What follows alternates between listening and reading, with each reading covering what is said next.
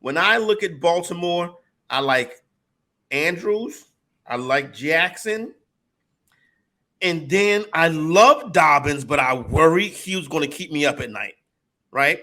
And then Beckham and Flowers I'm warming up to. My thing with Baltimore is the wide receivers don't never develop. Bateman didn't develop, and this guy didn't develop, and that guy don't develop. So now they get Flowers. You bring in Beckham, Todd Monken, going to open it up a bit. How are you attacking Baltimore offense for fantasy? I think you had it right. It was just Lamar, Mark Andrews, and then it just stops.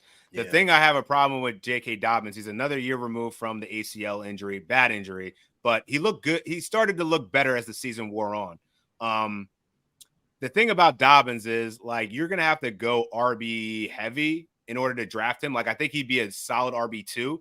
But if you just decide to go wide receiver, tight end, or quarterback or something like that, and then you wind up with J.K. Dobbins as your number one, I think you're going to be in trouble because I don't know that I want to rely on him as my number one guy. Number two, I'm okay. But I'm also not going to go out of my way to like go reach for him either. Whereas like Mark Andrews, I'm cool with him drafting him in like the third or the fourth. Lamar Jackson, I'm cool, definitely good with him drafting third or the fourth round.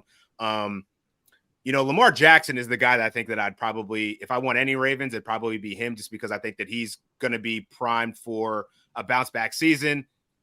I think he's going to pass more. He's got more weapons. They never usually have a lot on the outside, but I think Odell Beckham is certainly a nice upgrade. And Rashad Bateman's eventually going to get out there. You still got Mark Andrews down the seams. Lamar Jackson's the one that's going to be the best fantasy asset out of anyone in Baltimore and probably the main one that I want to invest in. Mark Andrews is probably going to be too expensive for me.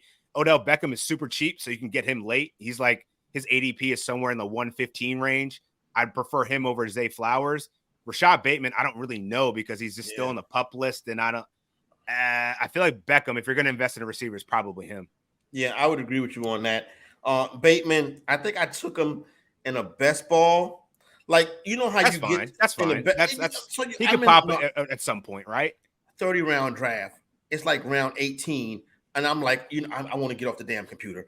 So I'm filling out my queue so I can go on auto pick. And Bateman's like the top of the queue. And I'm like, okay, fine. You know what I'm saying? Like, I'm ready to go to bed. You know what I mean? Yeah, so yeah. It was kind of like, that's how it was.